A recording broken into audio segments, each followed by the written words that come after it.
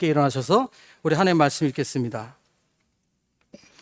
사사기 3장 1절에서 6절입니다. 우리 교독해서 읽겠습니다. 여호와께서 가나안의 모든 전쟁들을 알지 못한 이스라엘을 시험하려 하시며 이스라엘 자손의 세대 중에 아직 전쟁을 알지 못하는 자들에게 그것을 가르쳐 알게 하려 하사 남겨두신 이방 민족들을 블레셋의 5 군주들과 모든 가나안 족속과 시돈 족속과 바알 헤르몬 산에서부터 하맛 입구까지 레바논 산에서 거주하는 히위 족속이라. 남겨두신 이 이방 민족들로 이스라엘을 시험하사 여호와께서 모세를 통하여 그들의 조상들에게 이르신 명령들을 순종하는지 알고자 하셨더라. 그러므로 이스라엘 자손은 가나안 족속과 헷 족속과 아모리 족속과 브리스 족속과 히위 족속과 여부스 족속 가운데에 거주하면서 그들의 딸들을 맞아 아내로 삼으며 자기 딸들 그들의 아들들에게 주고 또 그들의 신들을 섬겼더라. 아멘. 네, 감사합니다. 자리에 앉으시겠습니다. 자, 오늘 말씀 사사기 3장인데요. 사실 오늘 본문을 조금 더 2장부터 읽고 싶었는데 너무 길어질까봐 오늘 3장 1절에서 6절까지만 우리가 함께 읽었습니다. 자, 오늘 이 말씀이 지금 이게 하나님께서 하시는 이 말씀이 지금 일어나고 있는 사건이 언제냐면 모세를 통해서 출애굽했고 그리고 이제 여호수아를 통해서 가나안 땅에 들어갔어요. 가나안 땅에 이스라엘 백성이 들어갔는데 거기 들어가서 이제 벌써 다 전 세대들이 죽고 이제 새로운 세대들이 이제 나왔습니다. 새로운 세대들. 이 세대는 전쟁을 아직 경험하지 않은 세대예요. 전쟁을 아직 경험하지 않은 세대. 이 세대들에게 하나님이 말씀을 주시는데 사실은 이 말씀을 주시는 하나님이 지금 진노하셔서 말씀하신다는 걸 알아야 돼요. 이게 2장에 보면 나와요.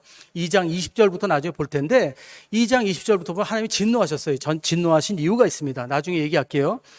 근데 6절에 보면 참 안타깝죠. 이 하나님께서 이 가나안 땅의 족속들을 다 물리치고 정복하라고 하셨는데 그걸 정복을 다 못했어요. 근데 못한 이유가 이스라엘 백성들이 그들을 내쫓지 못해서 한 게 이게 못 내쫓아서 그런 게 아니라 사실은 하나님이 뭐라고 하시냐면 내가 일부러 얘들을 안 나가게 했다는 거예요. 그러니까 못 쫓아내게 했다는 거예요. 왜? 그들을 시험하기 위해서 그랬다는 거예요. 그걸 오늘 우리가 한번 묵상할 거예요. 왜 이런 말씀을 하셨나? 자, 왜 하나님은 이방 민족들을 이 가나안 땅을 약속하셨는데 그 이방 민족들을 다 내쫓지 않으시고 그들을 남겨두신다고 하시고 왜 이들을 시험하시나? 이걸 우리가 묵상 한번 해봐야 돼요. 근데 안타까운 건 뭐냐면 오늘 5절 6절을 보니까 이스라엘 백성들이 하나님이 이렇게 진노하셔서 말씀하신데도 불구하고 그 족속들에 대해서 하나님의 방법으로 그들을 내쫓는 것이 아니라 어떻게 하고 있어요? 그 자기네 자녀들 그쪽 자녀들하고 막 결혼하게 하고 결국엔 세상 사람들과 섞여서 사는 거를 오늘 6절에서 얘기해 주고 있습니다. 자, 오늘 우리 말씀 한번 보면서 오늘 우리 신앙 가운데 일어나는 시험들 그리고 하나님이 우리들을 어떻게 훈련하시는가를 한번 우리 생각해 보도록 하겠습니다. 자, 여러분 보세요. 저희들이 이제 신앙생활을 다 이제 각자 하신 지 오래되신 분도 있고 또 오래되지 않은 분도 있겠지만 예수님을 믿게 되는 관문은요 사실 그렇게 복잡한 건 아니에요. 그렇죠? 우리가 신약 시대에 와서 우리가 예수님을 믿는 방법은 뭐죠? 우리 예수 그리스도가 하나님의 아들이시고 독생자시고 그분이 우리를 위해서 십자가에 죽으시고 우리 죄를 위해서 그리고 그분이 3일 만에 부활하셔서 하나님 우편에 앉아 계시다는 거 그것을 우리가 믿고 나를 위해 죽으시고 부활하셨다는 걸 믿고 예수 그리스도를 나의 구세주로 영접하면 우리는 예수 그리스도를 믿게 되는 겁니다. 그거는 복잡한 게 아니에요. 물론 각 사람마다 예수님을 영접한 그 경험이 다를 수는 있어요. 저희들이 가끔 간증하시는 분들 이야기를 들으면은 병이 있으시다가 치유받은 분도 있으시고, 그죠? 그리고 어떤 어려운 가정에 문제가 있었는데 거기서 하나님이 역사하셔서 하나님의 손길을 경험하고 그 다음에 하나님을 믿게 되신 분들도 있어요. 근데 그런 이야기들, 간증들이지만 그런 일들이 늘 일어나는 건 아니에요. 많이 일어나는 건 아니에요. 어떤 경우죠.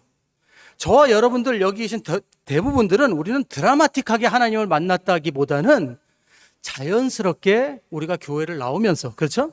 그러면서 그 안에서 하나님 말씀 묵상하고 하나님 말씀 배우고 기도하고 이렇게 교제하면서, 그러면서 예수 그리스도의 복음이 무엇인가를 하나하나 알아가면서, 아, 예수를 믿는다는 게 이런 거구나. 그러면서 예수를 믿게 된 분들이 더 많다는 거예요. 그렇죠? 예, 그런 일도 많아요. 근데 어떤 분들이 이렇게 생각하세요. 내가 믿음 생활을 잘 못하고 있다고 생각하시면서 나는 예수님을 믿지 않고 있나? 이렇게 오해하시는 분들이 있어요. 여러분, 그렇게 생각하시지 마세요. 예수를 믿는다는 것은 여러분 과정입니다. 저도 목사지만 어떤 때는 우리가 기도하는데 기도 응답이 너무 오래 걸린다든지 또 기도 응답이 없으실 때도 있어요. 예, 침묵하실 때도 있죠. 그럴 때마다 너무 답답하고 슬퍼요. 그러면서 하나님 제 기도를 듣고 계세요? 라고 의심할 때가 있어요. 저도. 예. 그 사람이니까, 우리 연약함이니까. 어떤 분들은 이렇게 생각하세요. 아, 나는 아무래도 믿음이 없나 봐. 뭐 이렇게 해도 뭐 기쁨이 없고 감사가 없고. 너무 걱정하지 마세요, 여러분. 마지막에 이제 제가 말씀드리겠지만, 여러분, 뭐 아이들도 때로는 걸음마를 배우는 입장에서 많이 넘어지는 애들이 있고 안 넘어지는 애들이 있어요. 그렇죠? 예. 근데 무슨 큰 건강에 문제가 없으면 대부분 어떻게 합니까? 대부분은 좀 늦게 걸음마를 배우는 애도 있지만 대부분은 걸어요. 대부분은 다 걸어요. 또 말을 좀 이렇게 늦게 뛰는 애들이 있죠. 말을 좀 느리게 해서 부모님들 걱정하는 분들이 많으세요. 근데 나중에 몇 년 지나서 보면 그렇게 애가 시끄러울 수가 없어. 예. 벌써 결국에는 나중에 다 말하게 되는 거예요. 근데 좀 느릴 수도 있고 그렇지. 우리 신앙인들도 그렇습니다.